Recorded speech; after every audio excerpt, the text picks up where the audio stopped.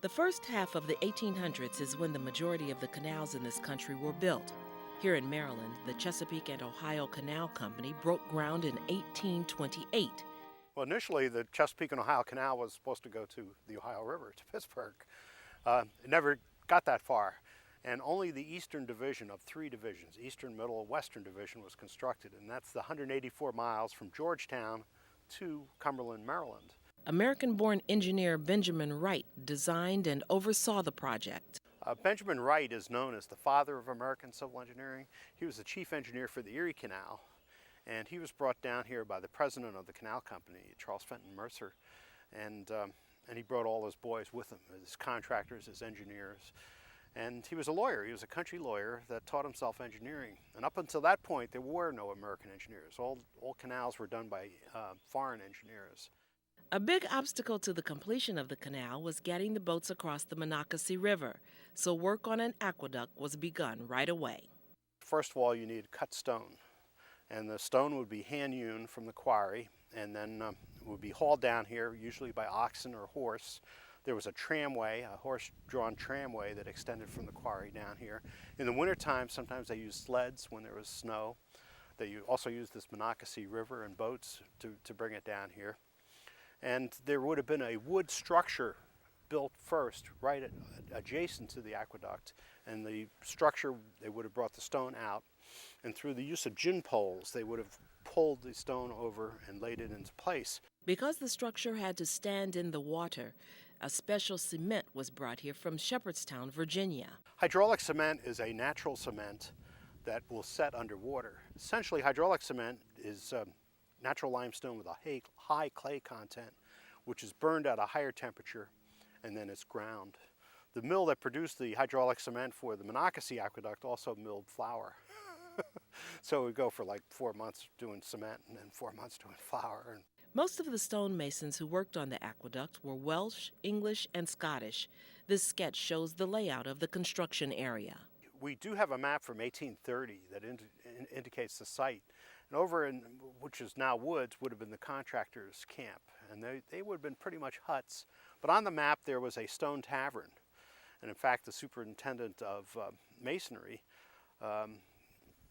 really deplored the fact that the workers spent most of their time drinking.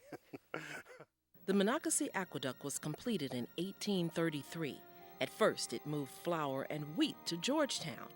When the C&O reached Cumberland in 1850, it became primarily a coal carrier. Cumberland coal was considered some of the finest in the nation.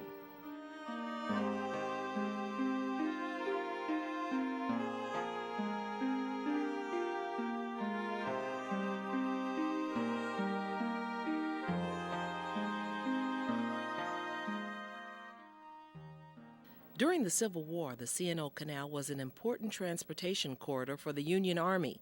As such, its many parts were vulnerable. This aqueduct was attacked twice in the days just before the Battle of Antietam. Lee was moving north toward Antietam, and he was going to try to move into Pennsylvania. He sent at two different times, two different generals to destroy this particular aqueduct. And in both cases, they failed. In the first case, their tools weren't heavy enough to drill into the aqueduct, make holes to put the black powder in, and they had to pull out within a matter of hours. And in the second case, a lockkeeper at Lock 27, which is just south of here at Spinks Ferry, talked General Hill, Confederate General Hill, out of destroying this aqueduct. And instead what they did was they destroyed Lock 27. War was one threat, Mother Nature another. In 1924, the C&O Canal was abandoned. A flood had destroyed some parts, and fixing it wasn't worth it. By then, the railroad had surpassed it as a profitable means of transport. But the Monocacy Aqueduct endured and became a spot popular with picnickers and boaters alike.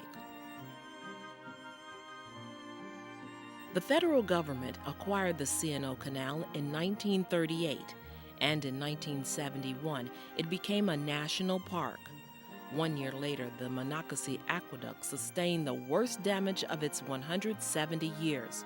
it was completely submerged by Hurricane Agnes. Soon after, wooden scaffolding was erected to stabilize the structure. In 1996, the National Park Service began the process of rehabilitating the Monocacy Aqueduct. The $6 million project received a lot of public support. On May 21, 2005, a newly restored aqueduct was rededicated, preserving this graceful reminder of our country's early engineering triumphs for generations to come. If we were to lose this aqueduct like we lost several other aqueducts along the canal, it would break the continuity of the park, and it would be much less useful to us at a time when we're going through an incredible period of urbanization.